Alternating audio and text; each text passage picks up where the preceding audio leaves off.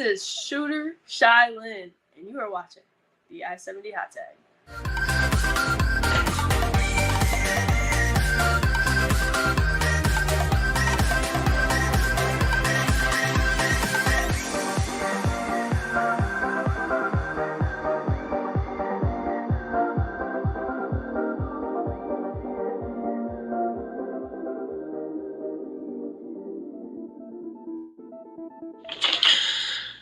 This is the walking weapon, Josh Alexander, current, reigning, defending Impact World Champion, and you're watching the I-70 Hot Tag.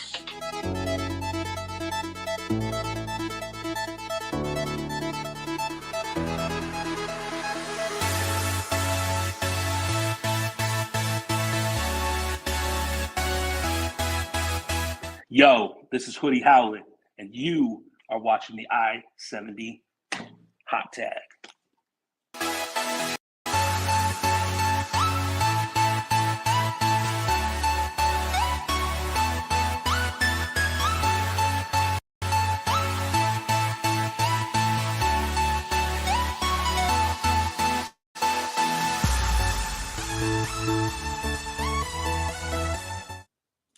This is Dr. Ison, and you're watching the I-70 Hot Tag.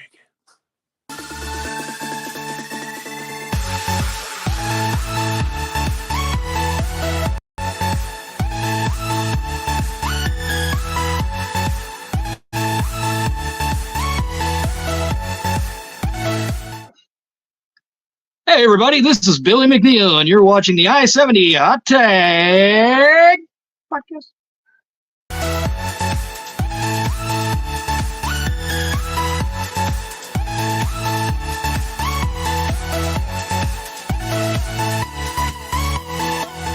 What's up, everybody? It is one half of the beautiful people and 7-time women's world champion Angelina Love.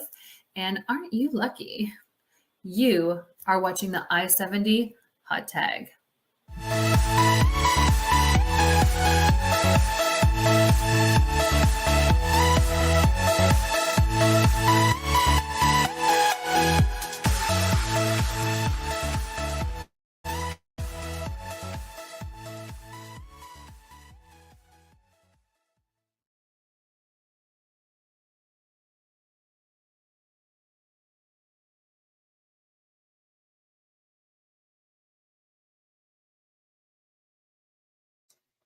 What is going on, everybody? It is your boy Chase, aka CR Media. Appreciate everybody joining in the chat with us tonight. I'm riding solo tonight. Josh Elliott is nowhere to be found. No, I'm just kidding. Josh is on a work trip, traveling, headed home. But again, I'll be the one and only host tonight. Josh will not be here stealing my spotlight. So, ladies and gentlemen, this is episode 82 of the I-70 Hot Tag. Had a couple of weeks off, a few weeks off, if you will. We're in the new year. It's 2024. We've had one guest so far. Now we're ready for a new guest. And our guest tonight is one and only handsome Scott Hansen. And Tyler Cooley already lighting up the chat. Appreciate you joining. Yes, restricted from sharing things on Facebook. I've been in Facebook jail myself. Jake, the aerial assassin. Jake changes nicknames more than one of my favorite wrestlers, John Hennigan, a.k.a. John Morrison, a.k.a. Johnny Nitro, a.k.a. Johnny Impact, a.k.a. you get the point. But Jake has just as many nicknames as Johnny does. Pleasure to have you guys in here. Blake Freeman, Scott Hansen, isn't he the To Catch a Predator guy? I think there's a little bit of a discrepancy there. Maybe our guy has a case for a cease and desist. I don't know, man. Maybe we'll ask him about that tonight. Appreciate everybody joining, guys. Whether you're watching on Facebook or you're watching on YouTube, or we're actually live on Twitter/X tonight as well. No matter how you're digesting the content, please hit that like button, hit the share button. Either one lets the algorithms of the social platform know that you like watching the show. and it lets other people who might want to watch it see it on their feeds as well. Guys, super excited.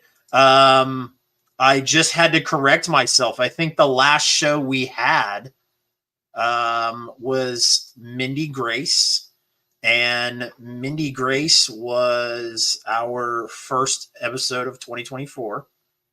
Yes, that is correct. We interviewed her on January 11th. I'm all over the place, guys, because I'm pulling double duty here tonight, man. I'm producer and host and all that stuff. So we're going to get out of the way here. Social medias, guys, make sure you're following the I-70 hot tag. You can find our link tree on our Facebook, and the I-70 hot tag is on Facebook, Instagram, Twitter /X, all of those things. If you guys haven't already, make sure you're following. CR Media, doing a little bit of content. Obviously, you guys all know that Josh and I are extremely busy. We have a little bit of pressing issues in the next 30 days that has kind of kept us on our toes. So yes, doing a whole lot of content has not been on the top of my list, although I am starting to get back in the mix of it, if you will. So head over there and follow. You can catch all my pro wrestling content and all my sports content on there as well. Give a huge shout out to our last guest, Mindy Grace. If you guys didn't see that interview on January 11th, make sure you go watch it on YouTube, the video on demand on YouTube or on Facebook. And maybe sometime in the next 25 years, you'll get the updated podcast version. This loser says wrestling's fake. Somebody, can I get a mod to block that guy from the chat? Fucking loser. And he's ugly as shit too. The real Blair Dior, close the door. Absolutely. Hey Chase, where's Josh? Josh, I killed him and he's locked in my basement. Absolutely. Well, guys, we're not going to waste any more time. Like I said, unfortunately, my video producer is out on a work trip, so I don't have a fancy video to bring him in. But I do want to let you guys know he is one of the most young and upcoming hot wrestlers in the Missouri area. You're also going to see him on the Illinois side, up north in 3XW, all kinds of places. We're gonna talk more about that. But let me introduce handsome Scott Hansen. Hey, yo, Chase, good to see you, buddy. Hey, absolutely. Tonight we're gonna kill it, though. Absolutely, man. I think I'd rather have you as my co-host than Josh, anyways. So, hey, Josh is real. I can talk all night. I know Josh. Yeah, Josh is real bland and boring. So, so Scott, I'll tell you what. I start off all these interviews asking the same question. Yours is going to be no different, man. I want you to tell us and our viewers watching, who is handsome Scott Hansen?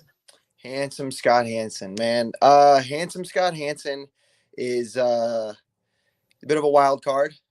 The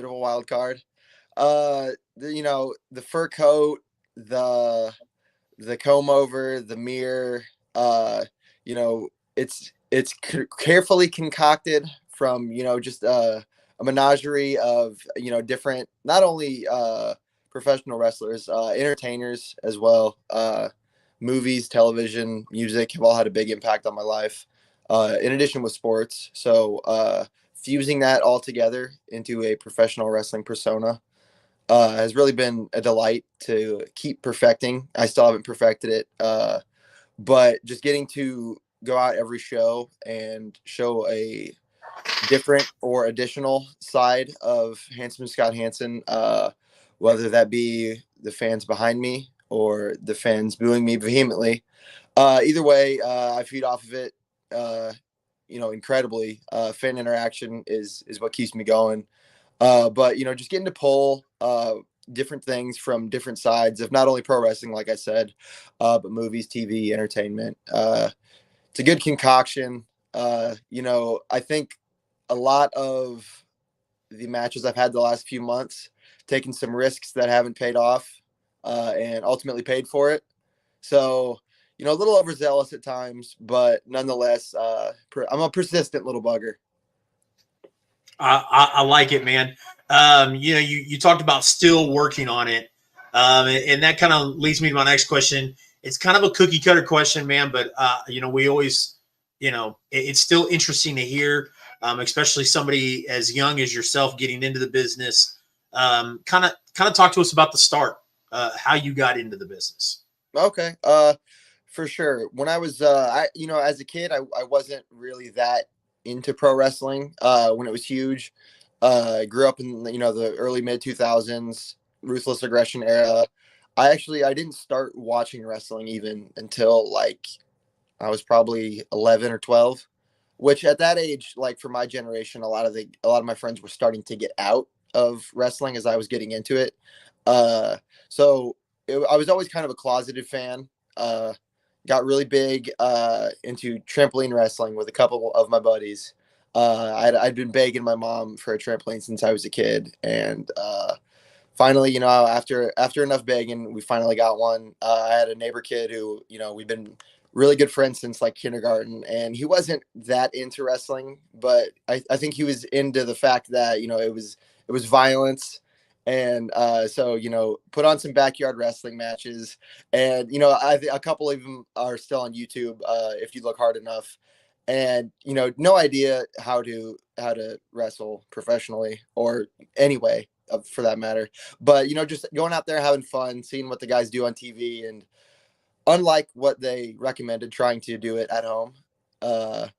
But yeah, I started the trampoline stuff. That lasted for a little while, and finally, my friends were kind of like, "All right, man, you know, we're cool on that." And you know, I kind of became a closet fan. I was really big into Impact when they were, you know, when they had Sting, RVD, Jeff Hardy, Angle, Anderson. Like, I remember at one point being way more into TNA than WWE. But going through high school, sports have always been a huge part of my life. You know, since I could walk. Going into high school, I got really into sports, football, track. Took up a ton of my time, and you know, I found myself watching less and less of wrestling. I still liked it, and I remember I would check the you know, social media sites, WWE, TNA, yada yada, for, you know, I'd keep up with the champions and stuff. I wasn't watching weekly, but just going through high school, football, track became huge parts of my life. And so I ended up accepting a football scholarship at Central Methodist University in Fayette, Missouri. It's NAIA school. You know, I'm not a crazy athlete, but you know, I was okay in my day. And you know, I always had, you know, the pipe dream in the back of my head of, you know, playing professional football. Super long shot thing, but you know, I think a lot of the guys who are successful, not only, you know, in sports, but you know, even pro wrestling, you got to have a little bit of a delusion to consider yourself, you know, capable of making it to the mountaintop. And you know, I had that thing. You know, I had the football dream for a while, and I remember like my freshman sophomore year of college there, I was like, damn, you know, NFL may not be in the cards, but you know, I want to stay active after football. And I, you know, just the back of my head, I'm like, damn, like, how about pro wrestling? Like, I love the hell out of it, like the athletic standpoint, you know, the theatrics of it all. When I was a kid, I was a bit of a smart fan. I always, you know, tried to get as much behind the scenes information as I could. I read a ton of pro wrestler autobiographies growing up. And you know, I think seeing the personal lives of these guys, and you know, some were a little more wild than others, which, you know, reading cool stories makes for good entertainment. So I appreciated that, and I was like, man, you know, that might be something I'd be interested in. So fast forward, this was 2019. I was a junior in college working at Planet Fitness here in St. Joseph on the weekends. And my my assistant manager at the time, I'd grown up kind of close to him, you know, friends of friends. St. Joe's a big small town, and he was a pro wrestling fan. And we were talking one day, and he's like, hey, you know, there's a pro wrestler that works out in here. I'm like, no, you know, I called his bluff, and I'm like, you know, what would they be doing in the middle of Missouri? Like, we're not even in Kansas City. And so, long story short, that pro wrestler turned out to be Mr. Niles Planquet. And I told my general manager, like, hey, I want to do this wrestling thing. Like, I got to wait until football's over. Got to wait until I'm out of college. But soon enough, once that happened, I was like, okay, let's do this. He's like, hey, Niles trains. He trains dudes. We got to, we got to check it out. So hit Craig up on Facebook, and Craig Niles, he's been awesome. From the jump, I believe somewhere middle of April 2022 was when I first started training, going out to the tiny hamlet of Osborne, Missouri. He's got his wineries there. He's got the Windy Wine Company. And then this little warehouse in the back, there's a wrestling ring. And just the first time there, I was so captivated by the whole process of it. And, I was really nervous going into it. Like, damn, what am I going to get myself into? And, just from hearing stories online and books, like, what kind of people am I going to meet doing this? And what's my path going to look like?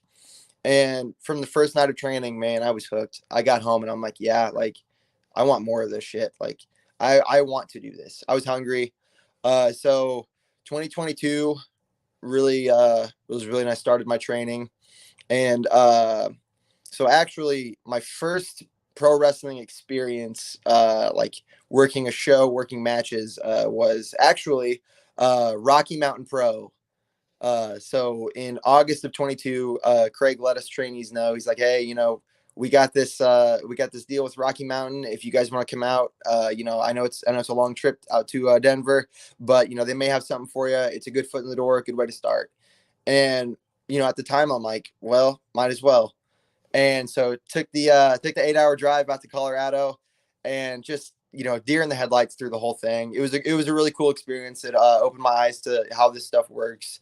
I got in a gauntlet match with me and two other of Craig's trainees, and it was maybe a minute and a half in the ring, and it was such a blur. It was such a blur chase. Like, I remember kind of jogging out, like, I didn't have any aura. There was no aura about me. They didn't even introduce me. I remember jogging out and being like, well, just don't mess up. And just going through the whole thing and not having any thoughts. It was all a blur. And so technically that was my first match. I don't really consider it my first match. I wasn't ready. I wasn't anywhere near ready. But it was a really cool experience, and I'm still thankful it happened. So after that, I was still in school. I was finishing up getting my degree, and the rest of 2022, early 2023, I'm training on and off. And finally, just about a year ago,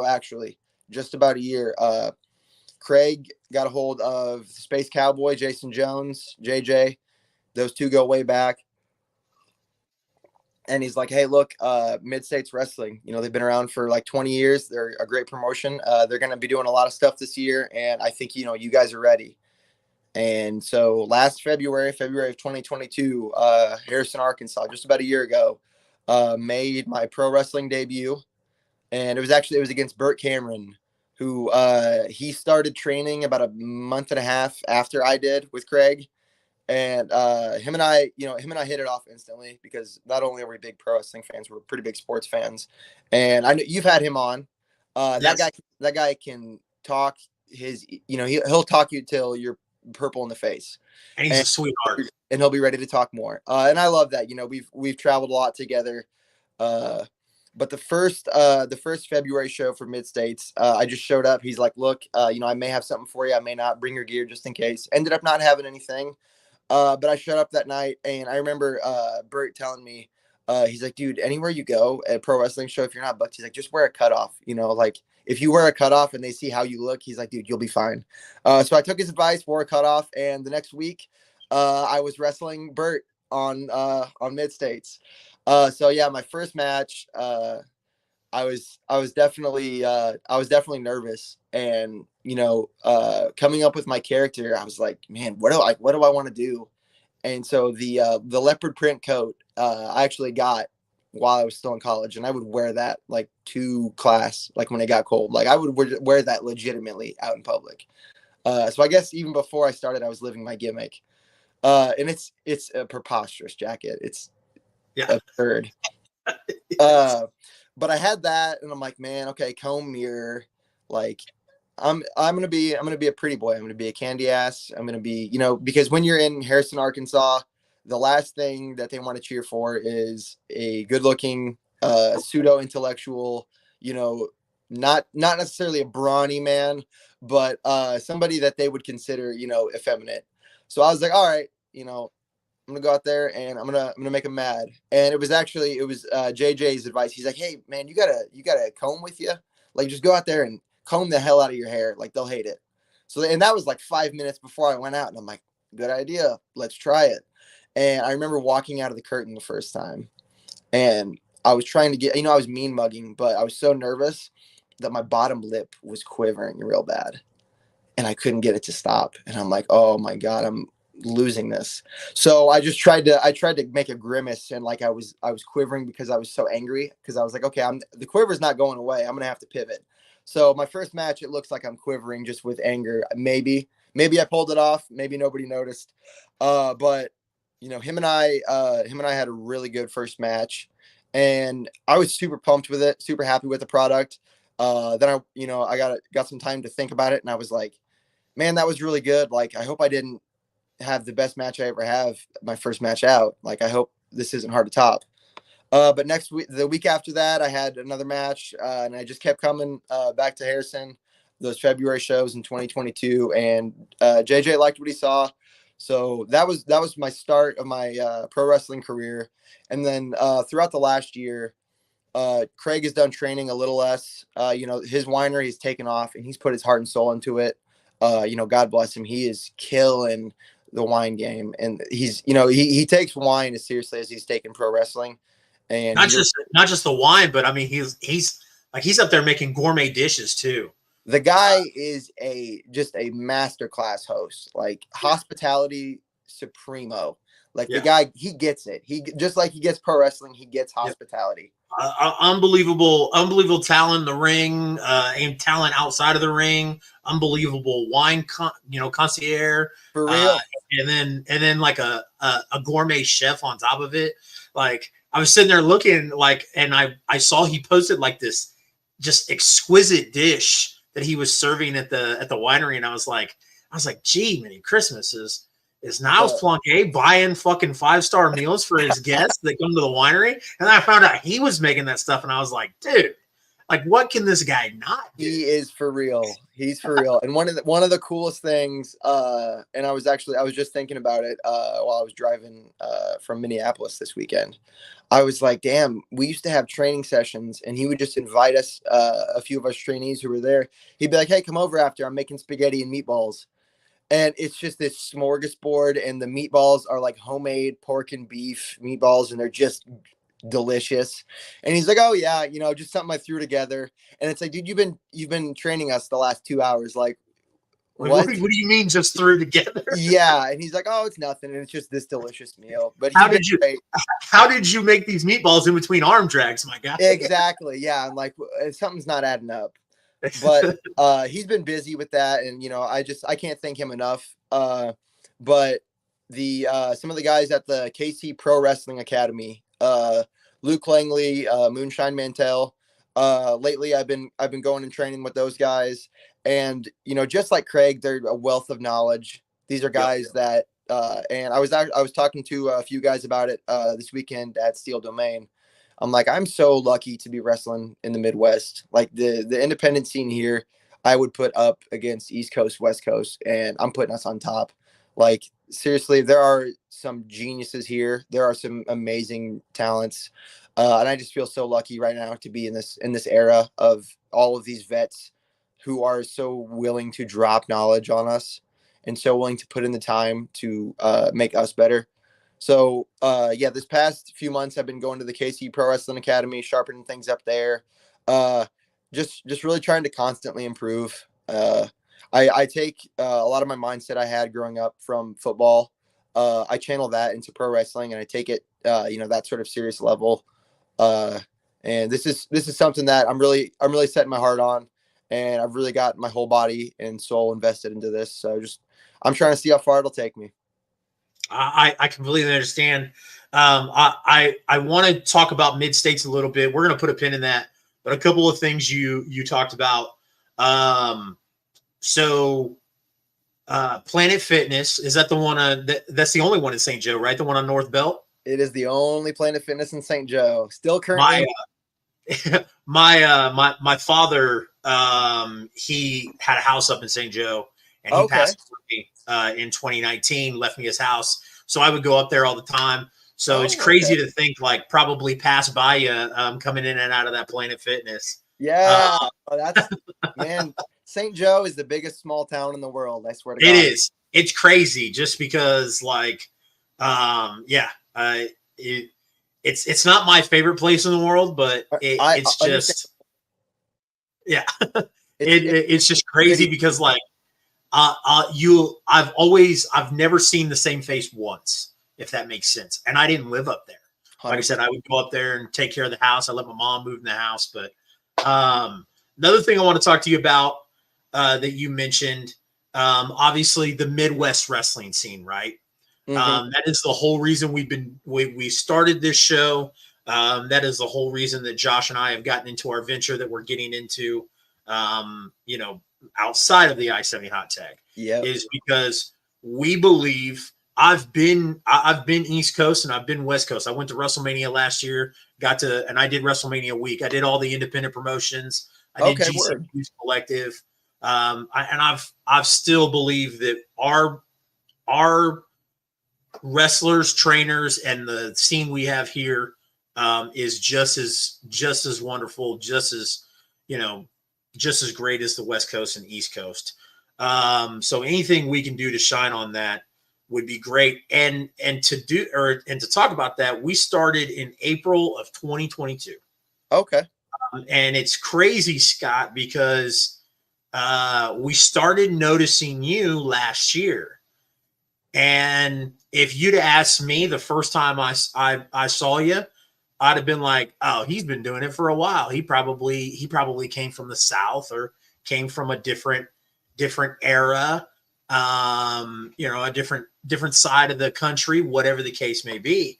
And no, that wasn't the case. Because I mean, like I said, I would see you at Mid States Wrestling and I'd be like, Scott Hansen. I was like, that sounds so familiar, because the name Scott Hansen does sound familiar. And I would like look and I'd be like, yeah, it looks like he's been around for a while. Wasn't the case at all.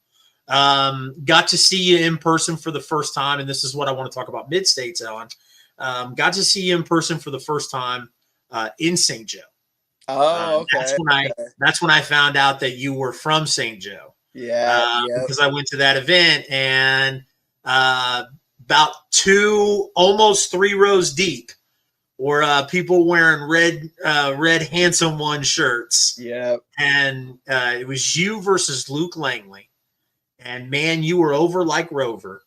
And so, I know you talked about, what JJ, and we love JJ, man. JJ in this business. I don't want to say anything to get myself in trouble, because I seem to do that a lot.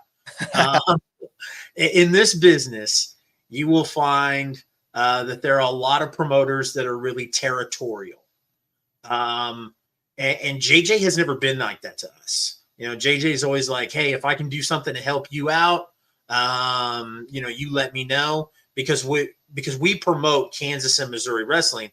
And even though JJ's down there in Arkansas, when he comes up here to Springfield or to St. Joe now, we want to make sure that the JJ feels the love. So he's always been super awesome. He's a beacon. He's a beacon of light in this business. Yep. So what I want to talk to you about is that match with Luke Langley. Talk to us about that, man. I mean, nothing against Bert, because I love Bert. But if you ask me, Scott, and if you tell Bert I said this, I'll deny it. You and Luke, man, were the main event. Man. So kind of talk to me about that. Talk to me about facing Luke in that situation. How many times have you faced Luke one-on-one, and what it was like to get to do it in front of your hometown? For sure. So the first time that Luke and I had been in a match together was actually, it was a tag match. And we were it was me and it was actually me and Bert against Luke Langley and Dred Roberts. And that was at New Breed like last September. And I'd gone to training in Kansas City with Luke a couple times before, and I knew he was one of those guys like Craig where he is super talented at what he does and he takes it very seriously. And when you get somebody like that who has a mindset that's driven, and you compare that, or pair that with somebody like me who's hungry, upcoming, and just wants to prove themselves, you're going to get a good result. So that tag match, we got to work a few spots together. It was easy. The guy's great. But coming into the St. Joe show, I was like, okay, this will be a good show for me to showcase, what I'm about, not only to the pro wrestling world, but to a lot of the people in St. Joe. I've lived in St. Joe just about all my life. It's home. I love St. Joe. It's got its own little quirks that I love. And I feel like St. Joe is a perfect pro wrestling town. Back in the day, the 60s, 70s, 80s, there was pro wrestling here every week. It was just as big as Kansas City. So I felt like, okay, this is kind of my, somewhat my responsibility of, hey, let's get this kicking again. Let's get pro wrestling relevant here again. And when I found out I'm wrestling Luke, I'm like, okay, it's time to go. I believe, life's all about opportunities and moments. And, you only get a certain amount of chances to do a certain amount of things. And you got to seize those moments. You got to take the most of those chances. So the weeks leading up to that match, man, I had so much running through my head of like, what do I want to do? How do I want things to look specifically? And Luke and I didn't talk about the match until the day of the show. I was like, I'm not going to bug him. I know the guy's a professional. I know, I'm going to be cool with whatever he suggests. And he's probably not going to have too much harumph about what I'm going to say. So the day of that show, man, excuse me, we really, we put our heads together, and he was like, I'm not heel, in mid states. Like, you've seen me the night before, he wrestled Sam Stackhouse in Springfield, and also for the heavyweight title.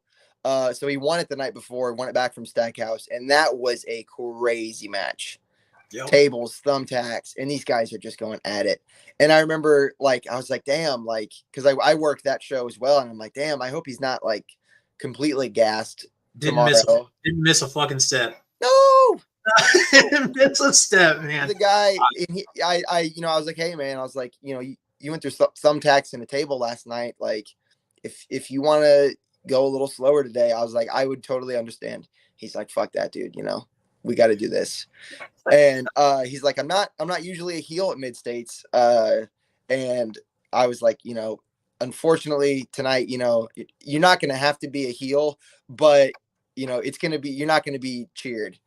And he's after I think the pre-show VIP started gathering in. He's like, yeah, he's like, I'm gonna, this is your baby face. So he phrased it, I'm the champion and this is an away game. He's like, I'm not gonna be dirty. I'm not gonna be a dickhead, but this is an away game for me, and I'm gonna embrace that. And I thought that was the perfect mindset to have. And I was really putting a lot of pressure on myself that day to really lock in and focus, and, drop that curtain, my music hit, and the Armory's a pretty intimate setting. It's not that big of a building, and it was packed to the gills. It was. And I walked up to Jason after the Burt Cameron match, and congratulated him. And just kind of, talk about what you mentioned with St. Joe, which, was very eye-opening. Because there's a couple of promotions that try to run in St. Joe, and I'll say this: when they go to St. Joe, it's their best show. You know what I mean? As far as attendance wise, And I was like, there might be something here. And then Jason Jones comes and sells over 300 tickets in St. Joe. So it just lets you know that, like, and I got a friend that runs in Leavenworth, and I'm like, hey man, that's not that far of a drive from Leavenworth to St. Joe. Tap into that, because those people in St. Joe are hungry for it. Like, they want it. It wasn't, I mean, don't get me wrong, there was a lot of Handsome One shirts in the crowd, but there was still a lot of people that were super excited to just go see wrestling. Exactly. And speaking on that, like, growing up, my first independent wrestling show I went to was after I started training, and it was one that I was trying to get on. So like St. Joe didn't have much independent wrestling when I was growing up. Like, I didn't have a chance to go see that. So bringing that back, and I saw a ton of kids there, and I'm like, like, getting kids a chance to see pro wrestling, not at a WWE, AEW level where tickets are a lot more expensive. The guys are not as accessible. Getting to, just be that beacon for them. It was really cool to me. And I took that personally. And, that was my challenge. Okay, go out there, have a good match. And working with Luke, man, it was like butter. The guy's he gets it. And we worked together really well. We have very similar styles. It's funny because, like, when I first started training, some of the guys, like Rex, Dread, they called me, they're like, man, you look like Luke Langley, kind of, just like in my build and how I wrestled. And I'm like, I'm gonna take that as a compliment. Absolutely. And so it was funny because a lot of the guys who were on that show were like, man, like, you're Luke Langley's kid. And then getting to wrestle my wrestling dad, it was awesome, man. It was a great experience. And I just felt like we really gelled very well, and having the hometown crowd there, even though I didn't win, Luke's just that good. That brain buster's difficult to kick out of, if not impossible. I felt like I took a step there, but I credit that to the people around me. I credit that to Craig. I credit that to Luke. I credit that to all the training I've had. And just, there's always a lot of guys, especially veterans in the locker room, that just the little tips they give, I take that to heart, and I take that really seriously. And that match kind of felt like the culmination of my rookie year in pro wrestling. Like, I had a lot of times where I was like, okay, am I going to stick with this? Are things going to happen? And that match was, especially in my hometown, capping off my rookie year in pro wrestling. It gave me a lot of hope and a lot of inspiration for 2024. Yeah, I like I said, getting to see it in person, it was my match of the night. I can't agree more. You and Luke gelled together. Luke is, and I already had this thought, but I've also had another trainer, other trainers at the KC Pro Wrestling Academy be like, yo, like, you realize Luke Langley is one of the best fucking wrestlers in the world. And like, it cannot say enough good stuff about Luke Langley. So I know that he makes everybody that he gets in the ring with look good. But that match, I felt like, again, to agree with you, I felt like that was a giant step for you, because I was like, yo, like, this guy that I just found out that has not been doing this that long just went, toe to toe and bell to bell with Luke Langley. And that was awesome. So it was awesome to see live. The other thing about doing this show live that's great about it is we get a lot of viewer interaction. And sometimes we'll get wrestlers in the comments. And sometimes they're a little hungry for other wrestlers.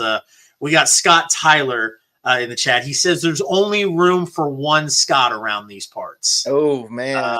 Scott Tyler, he's got chops, man. That guy can move. Absolutely. I'm confident that we'll cross paths this year. Oh, I'm extremely confident about it. And then Dean Houston, who is a big Shooter Shailin fan, says Shooter Shailin wants a match with Scott when she comes back from her injury. Shooter Shailin just had surgery on her ACL. We wish her all the best and a speedy recovery. So I saw that. Yeah, I've gotten the pleasure to work on a couple of New Breed shows with her. Such a great talent. She's been a sponge. Just with all the all the people around, she's gotten a lot better. And yeah, that knee, man, that's a shame. But hopefully, hopefully she heals up really quick because she's got a ton of potential. Absolutely. Tyler Cooley says, who would Scott say has been some of his biggest inspirations throughout his career so far? That's a really good question. As far as a wrestling standpoint, I always liked the more athletic, I would say the Ring of Honor style guys. I would say the top 5 guys I pull from would be AJ Styles, Jay Lethal, Van Dam, John Morrison, and just personal favorite of mine. Got me into pro wrestling when I was a kid. It was really my favorite was Jeff Hardy. So I don't do a lot of Jeff Hardy moves because he's his own guy, and he's not somebody who he's done so much of his own stuff where you can't really copy from him because it just looks like you're doing a Jeff Hardy move. But just the little things that he does, I've taken a lot from. But I mean, I could name guys forever. Eddie Guerrero has been huge for me. I mean, Dean Malenko, the 90s WCW cruiserweights have been a big inspiration on my style. Oh, absolutely. The Blair Dior says, maybe I'll return to New Breed to wrestle you. He's another guy that I feel like, as soon as I started training, I started hearing about all these guys, and, it feels like they're right around my age, and, the trajectory seems pretty similar. So, man, I'm pumped to wrestle. Like, there's so many people going through my head that I want to wrestle. Like, I'm telling you, the Midwest is stacked, and it's only getting better. It is. One thing I want to talk about, we used to do a show on Monday nights where we would watch a match of our guest on Thursdays. Okay. We don't do that anymore. Some wrestling promotions don't like it when you free view their matches, which is fine. I understand it. So since we don't do that anymore, Scott, I wanted to ask you, what is a match that you're really, really proud of? And where can people find it online? Yeah, so a match I'm really proud of, and this is available on YouTube actually.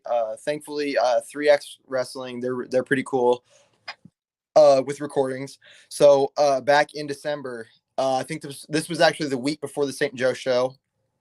I didn't have a booking, and Friday night I got a message from one of the 3X guys. He's like, "Hey, look, we had an injury to one of our guys, and this is super last minute, and it's up in Fort Dodge, Iowa, which for me is about 4.5 hours."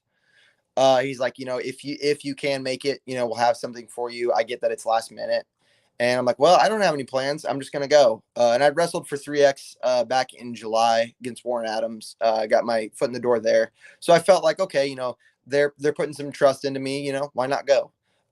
And I get there and I find out I am wrestling Mr. Rory Fox, aka Gil Rogers. Yeah. And I'm pumped. Like, I remember before getting into training, like watching the MTV True Life that he was in from like '99. And so I'd already known about him, and I'm like, oh shit, this is a really cool opportunity. And just the lack of preparation and just getting my mind right in less than a 24-hour span okay, I got the weekend off, to okay, I'm gonna go wrestle, and then it's okay, I'm gonna go wrestle a veteran who really knows what the hell they're doing and has a very good reputation. So didn't have a lot of time to prepare, and Roy's one of those guys he's an old school vet. You're not gonna know everything you're doing before you go out there. It's working. It's working as Craig taught us, as he trained us. It's that old school approach, and just from being last minute, not getting to really see how he moves in the ring. Going out there, we had a really good match, and it's just one of those situations where I'm put in a situation with a veteran wrestler, And it's like, okay, just be a sponge, be their drone, whatever they say, do, just be a good listener and be a good hand. And that was a really fun match. The Fort Dodge crowd up in 3X is rather rowdy and it's crazy because I wrestled there this past Saturday. The kids there, the children there are insane. And luckily I was baby faced there, so they were behind me, but it was a really good match for just being such short notice, and just the clash of styles, getting to work a little more old school than I usually do. I was a lot more grounded. I'm personally very proud of that because it was a little bit more out of my comfort zone, a little bit more in left field. But I loved it, and it was a great learning experience. And I translated some of that this past weekend to I got to work with Jeremy Wyatt at 3X, and just that I keep getting these vets, man, and they're just the best guys, and I feel so lucky. Like the Rory Fox match really something I'm proud of because it sort of set the tone, I think, for like the Jeremy Wyatt match I just had, where it's like, okay, you got the odds stacked against you with a really talented veteran.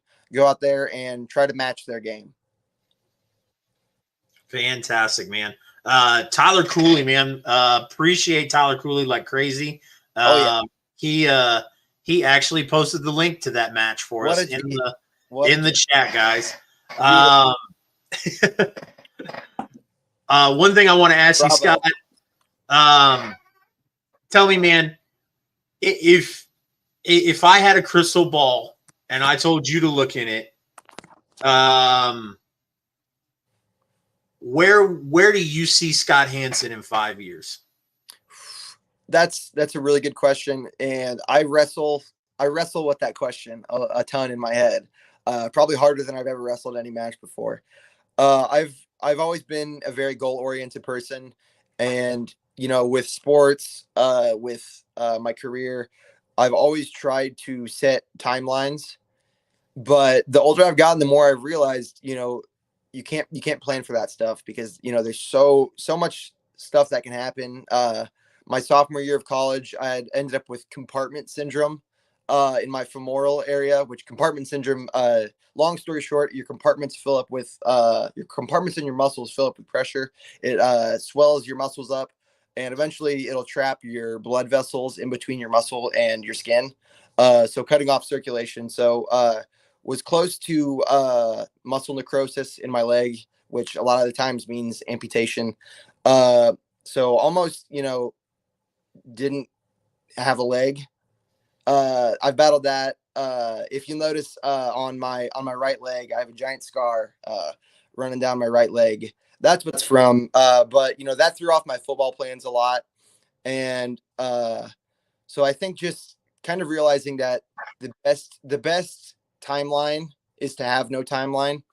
I've really tried to, and then especially with social media the way it is, and all of these young guns in the Midwest doing their thing and killing it.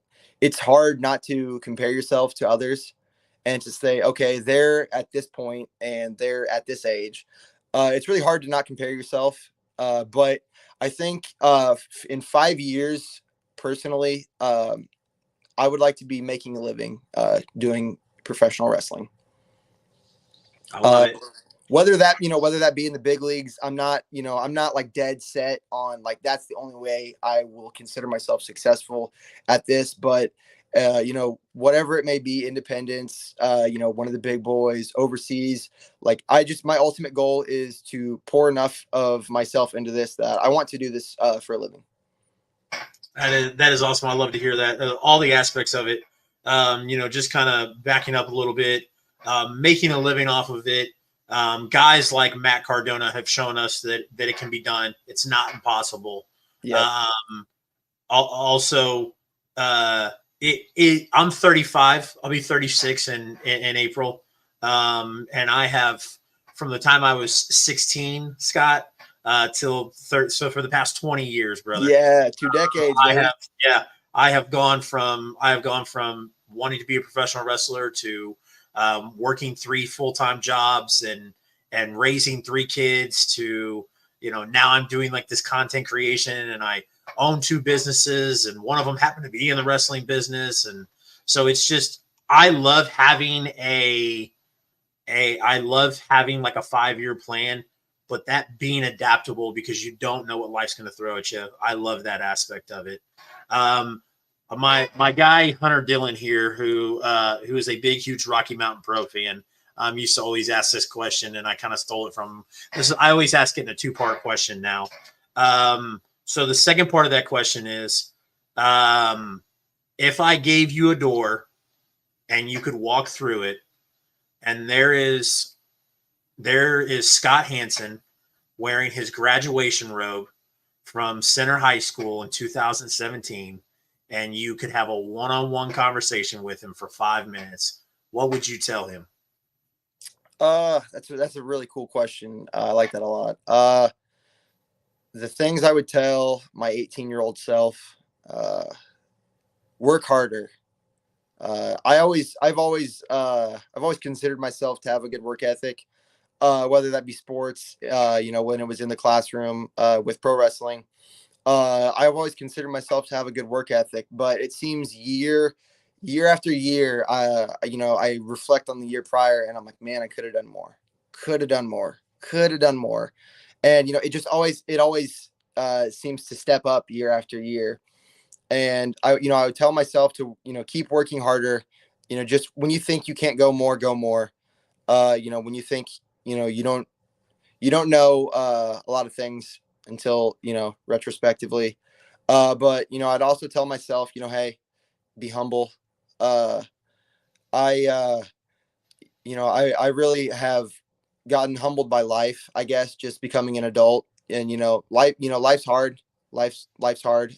Luckily, I've been lucky to be in good situations, with a career.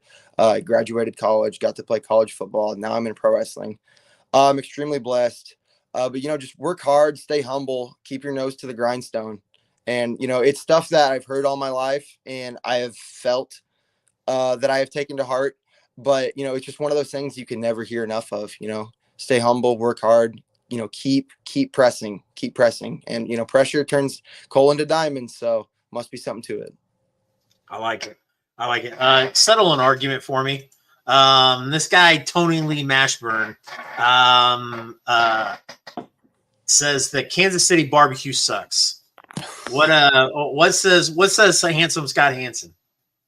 Well, man, Kansas City barbecue is incomparable to any other barbecue regionally across the nation. I don't know how deep in the barbecue game you are in Kansas City, but my mom lived in Overland Park for a handful of years when I was in middle school, and she used to take us to the spot called Hayward's Barbecue. Are you familiar? Yep. I am.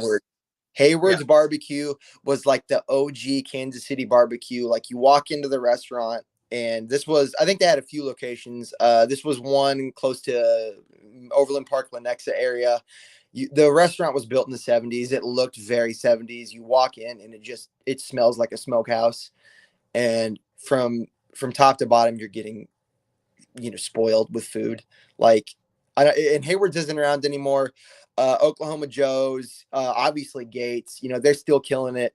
But Kansas City is the deepest barbecue town in the nation, because it's like, okay, yeah, you have your Joe's, you have your Gates, but then there's all of these, smaller ones like Hayward's. There's a bunch of different small, some of them greasy spoon hole in the walls, where it's like, you're not going to get bad food here. Like you are going to get primo stuff. And that's what I always tell people about Kansas City barbecue is like, you got the staples, but you got to hit the little hole in the wall joints. Like it just hits different. Absolutely. It's so fitting that Tony Lee Mashburn has a Facebook profile picture of Charizard and mentions Oklahoma barbecue, because Oklahoma barbecue tastes like Charizard flamed that shit. So yeah, always appreciate. We usually don't get a Tony Lee sighting unless we get a Red James sighting. But I'm sure Red James is probably lurking around here somewhere around the corner. Scott, I want you to, it's really awesome. You got to break into the business with Craig Kiesman, who's a fucking genius. I can't thank him enough. Yeah, you got to work with Double J, Jason Jones, who's one of the best promoters in the Midwest. Got to work with Luke Langley, got to work with Jeremy Wyatt. Out of all the experience that you've had, and of course you're at the KC Wrestling Academy with guys that I consider friends in this business. I want you to tell me, man, if you could take one piece of advice that you've gotten from anybody in this business, what piece of advice is it, and what has stuck with you the most? The one thing that stuck with me the most was actually one of the first pieces of advice I can ever remember Craig bestowing upon me. And he's like, look, there's a lot of shitty people in this business. There's a lot of shady people too. There's a lot of negativity that pops up that you'll experience in this business.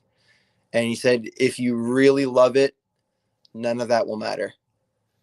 And I think, because there's so many personality types, there's so much clashing of styles, personalities, backgrounds, anything. If you truly love this, none of that stuff will affect you. And I think just, having that clear mind and not necessarily tunnel vision, but for lack of a better term, tunnel vision for success in this business. Like you have to be locked in. And if you really care, none of the outside stuff, none of the drama, none of the BS, none of that will matter. So just him leveling with me like that. And he told the rest of us that. I took that to heart. I'm like, okay, lots of stuff's probably going to be thrown at me over the years. Prepare for it, but never let it get to you. I love that. Obviously I'm not a wrestler, but doing what we do, interviewing people, promoting certain promotions and whatnot. Sometimes you hear that there's people that are not so good that works for a promotion, and instead of keeping that tunnel vision and keeping the goal of like, hey, we want to put over the Midwest scene here, it kind of got me where it was like, yeah, it kind of got me angry just because it's like, I couldn't stand the fact that somebody like that was in the business that I love so much. Yeah. And it kind of derails you and kind of gets you, but I love that, man, to keep that tunnel vision. So, give me 1 second here. I was looking here because somebody had a question.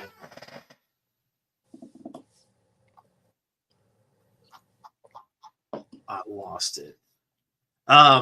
So being young in the business, Scott, I want to ask you, how do you determine when you go out there if you're going to be the good guy or if you're going to be the bad guy? A lot of it, being young, I think my personality type, I'm a middle child. I had a younger brother. I have an older brother and a younger brother. I've always been the one that's, the peacemaker, the laid back one. I've been, I've tried to go through life being as non-problematic as possible. So whatever the promoters have told me, I started out working heel with JJ, and I felt awesome doing that. My first babyface match ever was 3X. They're like, hey, we want to bring you in as a babyface. Are you okay with that? And I'm like, yeah, sure. In my head, I'm like, I'll try. But a lot of it just depends. I love doing both. I will say it's a lot easier to get people to genuinely dislike you than it is genuinely root for you. And especially, being in the Midwest and, the Midwestern professional wrestling fan, my character leans more toward naturally just being disliked at a fundamental level. So a lot of it being heel has been super fun because it's just, for me, it's easy to strike a chord with a lot of these people. I have a lot of family. I'm an Iowa native. Lived in Northwest Iowa until I was about 2. Then we moved to St. Joe. But I have a lot of rural Iowan family members, and you know, if things aren't the status quo, they will, you know, browbeat you. And I think just kind of bringing some of that into pro wrestling, where it's like, okay, I know what these people want. I'm not going to give them that. I'm going to give them quite the opposite. It really strikes a chord with people. And I think one of the things, luckily, I've been good at is, and, you know, I never practiced it. It was just somehow once I started wrestling, I found out I was good at it, is crowd interaction. I've noticed like my brain goes into autopilot and I just say things that, you know, I don't even think of saying, like they just pop out of my mouth. And, you know, I feel like I've said the right things to a lot of people in the crowd. And I've been easily hateable, which is cool. But it's funny because I turned babyface at Mid-States recently, and, you know, there wasn't a lot of story or setup behind it. And I'm like, man, like I've really been, you know, I've gotten a lot of heat down there. I hope they're going to accept me as a babyface. And, you know, I have a more high flying attack and, you know, a pretty athletic move set. So that's always kind of helped me transition to being babyface. So luckily when I came out babyface at Mid-States, they were super accepting, way more than I thought, honestly. And it was a big relief. But honestly, at this point, to get back to your question, you know, trying not to be as problematic as I can, just whatever somebody wants me to do in terms of character work, you know, I consider it like an acting role, you know, like the more diverse of a portfolio the more diverse of a portfolio you have, you know, the more likely you are to attract a bigger audience and, you know, attract a bigger workload. And ultimately that's what I want out of this business. So just, you know, not necessarily saying I will do whatever somebody asks of me. You know, I have, you know, personal limits that, you know, I'm like, that's hokey. But within reason, you know, if something could be successful in the business, I'll try my damnedest to make it successful.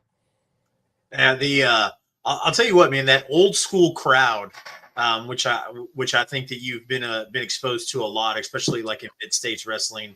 100%. Those crowds are really hard to get over as babyface. Yeah, they're skeptics. But I'll tell you what, when I go to an event, I feel like the most proud for a wrestler when I see a young child, and I mean like 7, 8, 9 years old, and the mom and the dad, all three flipping you off. It's like wow. You know, like you've done something. I mean, yeah, being a parent of a child and myself, like there's no way I'd go to a wrestling show and let my kid flip off another wrestler. But I mean, you got the whole kit and caboodle, the mom, the dad, the brother, and the sister, all four just giving you the one finger salute. It's like, man, you did it, dude. If you can get everybody in the minivan flipping you off, man, that's a good night. That's a good night. Tyler Cooley says the people in Belleville do not like handsome Scott Hansen. No, they do not. No, they do not. I had my SICW debut in Belleville, and yeah, I got as I was exiting after my match, I got called a specific derogatory 6-letter word, which I'll leave that for the minds to figure out, and it almost broke me. I was like, it seriously almost snapped me out of wrestling. I was like, did this, and it was from like a 14-year-old kid too, and I'm like, did he just say that? Like, that's how we're doing things in Belleville. So yeah, but I'm like, okay, I guess, you know, I did my job. I got everybody to hate me. I did my job well. But yeah, heat's different, man. That was like I said, man, if you can watch, because I've watched little kids flip off wrestlers before, and the parents are like embarrassed. They'll, you know, like swat the kid on the butt or like pull him away or something. But when the parent is standing there doing it with them, it's like, man, you got them. When the parent not only condones it, but joins in, you know you've done a good job. Absolutely. Scott, I want you to Blair. I want you to tell us what bookings and ventures do you got going on over the next few weeks? So just like last year in February, all February, I will be, except for the 17th, I'll get to that in a minute. I will be at Mid-States Wrestling in Harrison, Arkansas. That will be this Saturday, and will also be next Saturday and Sunday the 25th. Mid-States Wrestling in Harrison. And then February 17th, I will actually be, in the morning, I will be at Show Me State Wrestling in Jefferson City. And then in the evening, I will be making my, I will not actually, I'm not going to announce it because it hasn't been formally announced yet, but I will be making my debut in a certain promotion. Is it in the Kansas, Missouri area? Correct. And it's on February 17th? Maybe I've said too much. Maybe you have said too much. I think you said way too much. Maybe. Maybe we're not thinking of the same thing, but hey, there's a lot of promotions around here, man. Maybe we're not, but yeah, there is. And Josh, man, bless his heart. Josh used to do this show, the prep for it, all by himself, and he would have the list at the end of the show of all the promotions. And like sometimes we would have 6 promotions in the Kansas and Missouri area, like running on the same day. Now I don't know. Now I'm like the blind leading the blind here. So, but rest of February going hard for Mid-States. That JJ's been awesome. He's a gem in this business. I will be more than happy to work for him for the rest of my career. He's a great guy. Just like Craig, those are guys who I think are cornerstones of this business. And just getting to work Mid-States it's awesome. Absolutely. Where can we buy some handsome Scott Hansen merch? Currently, any show I'm at. I don't have anything online set up yet. Still figuring out a lot of the merchandising and opportunities like that in this business. Still kicking it up. I got t-shirts, 8x10s. I'm actually getting new 8x10s for this weekend. T-shirts, 8x10s. T-shirts are 20. I don't have any on me currently. But I got the Handsome One t-shirt, inspired by a lot of old NBA design. Channeling, if I can channel sports or pop culture into my merchandise for the rest of my career, it's going to be something I'm going to do. I love that you mentioned that because now I totally see a red Orlando Magic shirt now. Dude. And I was as soon as you said that, I was like, "Oh, that's my favorite NBA player of all time is Tracy McGrady." And that really, man, I thought that would be before your time. That's crazy. My older brother was a huge basketball head, and from age 4 and on, I was obsessed with basketball. So just getting to put hoops culture into pro wrestling and getting to infuse the two. I have an Orlando Magic Team Act jersey, and I saw the star on there, and I saw the one, and I'm like, yeah, found my shirt. That is awesome. I love it. Merchandise is anywhere I'm at a show, I will have my merchandise there. That in-person interaction, making purchases, I wanted to connect with each and every fan because obviously without them, we wouldn't be doing this. So just getting to make those personal connections, especially at the merchandise stand, like, I don't want to just sell people stuff. Like, I want to sell them a piece of me. Like, if you're buying my shirt, I want to have a personal interaction with you, even if it's just an 8x10. I will gladly sign it, put a message on there, take a picture. Like, there's so many great people out there that you meet that are fans, and just getting to interact with them is, for me, it's a blessing. Absolutely, that's awesome. Where can we find the Handsome One on social media? So Instagram, THEE, the Scott Hansen, SCOTTHANSEN, the Scott Hansen. Twitter, at Scott Hansen 33, and then Facebook, baby, just Scott Hansen. You'll find me. Fantastic. One last question, Scott. It's more of a favor. We ask every single guest to do this. I'm going to put you center screen. Once I do, whenever you're ready, if you could just say, "Hey, this is Scott Hansen," or just turn the gimmick up to 100 and say, "This is so-and-so," and you're watching the I-70 hot tag. Like I said, I'll put you center screen. You just go whenever you're ready. All righty. This is Handsome Scott Hansen, charmed, I'm sure. and you are so happy to be watching the I-70 hot tag. Fantastic. Love it. Love it. Scott, one more thing. While I was doing my research and stuff for the interview, dude, you're not a Denver Broncos fan, are you? I am. I am, in fact, a Denver Broncos fan. Growing up here in the 2000s, man, the first Chiefs game I ever went to was, I think it was 08, and it was a Brody Croyle year. And I was super pumped to go to an NFL game. We were facing the Buccaneers of all teams, who in 2008 were the absolute shits. They had like a 40-year-old Jeff Garcia as their quarterback. They were terrible. Yeah. And it was my dad and my two brothers. My little brother was probably 7 or 8 at the time.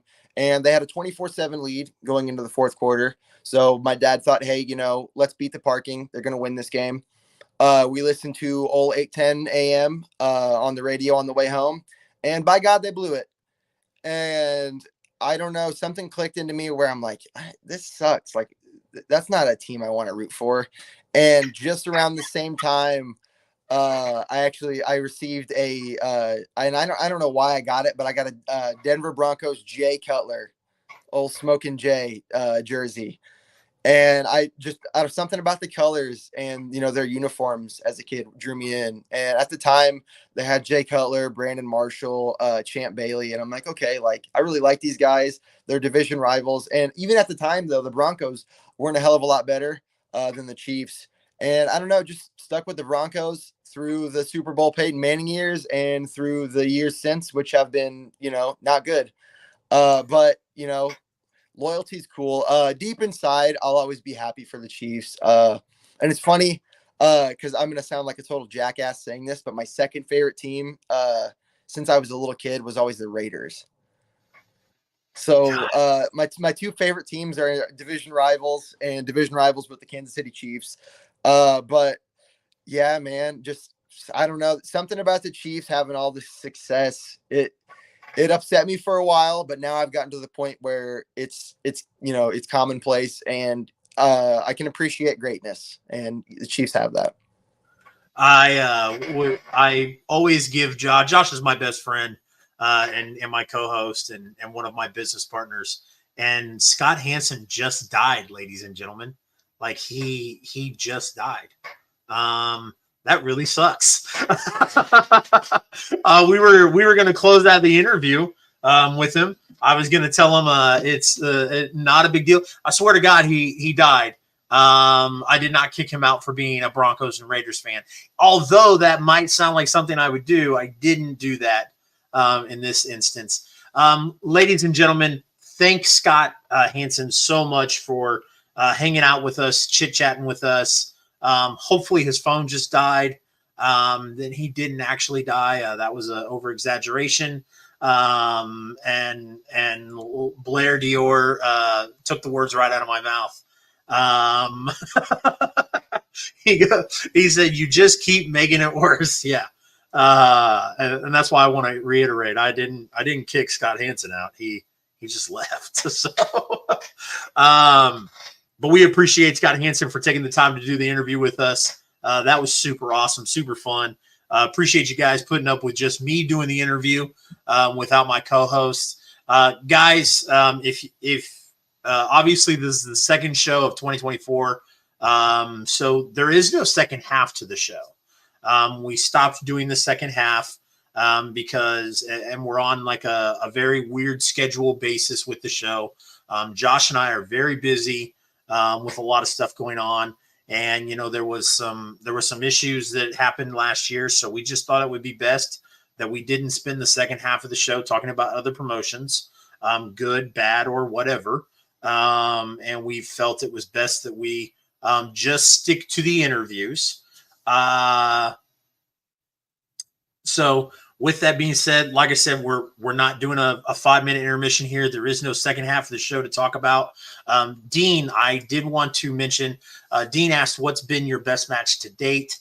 We had already gotten that question in the interview from him. He mentioned facing Rory Fox in 3XW was his favorite match to date. And Dean, if you look in the comments, Tyler Cooley actually posted the link to that match, so you guys can go on YouTube and watch it. But guys, we're going to wind down here. As usual, we're going to preview future independent shows. February 17th, guys, we are going to see CSW. No One Rides for Free. That's going to be Saturday, February 17th.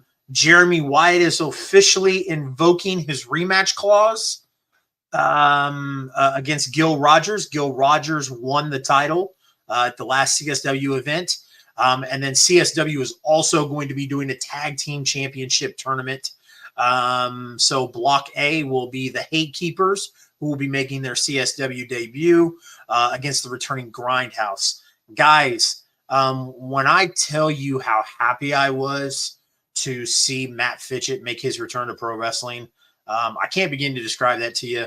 I want to talk about this real quick because Scott Tyler actually is in the chat. Scott Tyler will be tag teaming with second to none Kenny Alfonso to take on the Premier in Block B. But that's CSW. They also will have more matches that they have announced. Make sure you go check out CSW's Facebook page for all the info on that. And if you're in the Kansas City area, who knows? Maybe you might see handsome Scott Hansen at this event because it was one of the events on February 17th. So, but guys, when I tell you how hard, like, just as a fan of professional wrestling and somebody who is a big, huge proponent of mental health and whatnot, it hit me really, really hard when Matt Fitchett like posted like, yo, like, I'm stepping away because of XYZ reason. And then to watch him go through and get back on social media, get back to training, and then make his return was fucking awesome. Obviously, I didn't get to see that live because it was in AAW. But what I did get to see live was his return to St. Louis Anarchy this past weekend. So to watch him tag team up with Davey Vega and be Grindhouse again and go for the new tag team titles in CSW is pretty fucking awesome. So just want to give a major shout out to that. And then on the February 24th, our friends over at Heartland Championship Wrestling will be at the Osage Rec Center in Wichita, Kansas. Our guys, the Chubby Buddies podcast, was just in here earlier. But Saturday night, Devastation Road to Legacy, February 24th.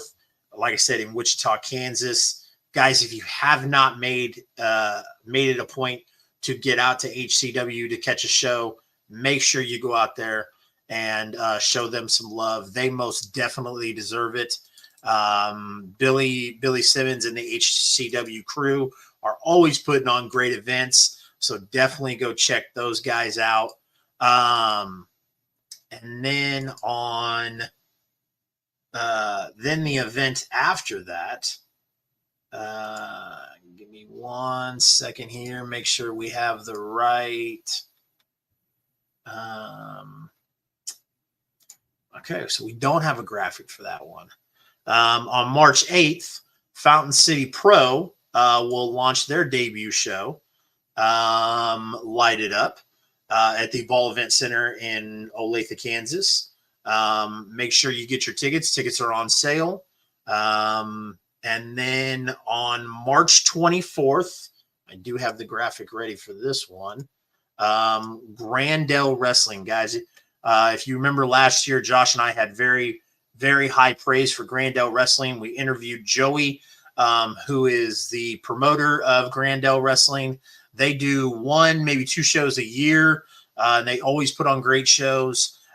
This match is really awesome on March 24th at the Grandel in St. Louis, Missouri.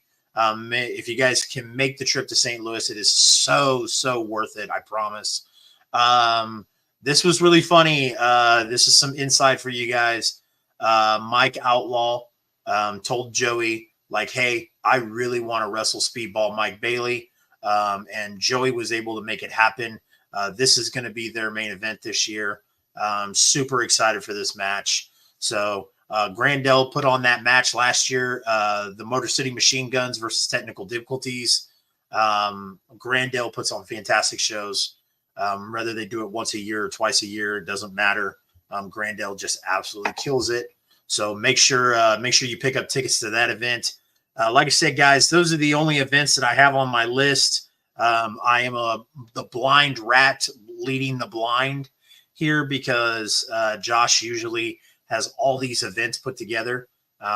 So since we've gone down to a smaller schedule, we're not able to do that. So Tyler Cooley says this match is going to be absolutely freaking amazing. I'm going to try really hard to be there. Absolutely. Like I said, Joey and Grandel Wrestling put on fantastic shows. Well worth the pilgrimage to St. Louis to check that out. Our future show guests on February 15th, we are going to have none other than Nixie XS on the show. I'm super excited to get Nixie on. I think we've tried a couple of times to get her on and scheduling conflicts. But this time we've got her locked in. So the next time the I-70 Hot Tag will be live will be February 15th, and we'll have Nixie XS on. Hopefully, both Josh and I will be there. Other than that, guys, that is the whole show I have for you tonight. I cannot, again, tell you guys how much I appreciate you joining in the chat, keeping up with the comments and the questions. Huge shout out to our guy, handsome Scott Hansen, for taking the time to do the interview tonight. My name is Chase, CR Media, and as always, have a good night.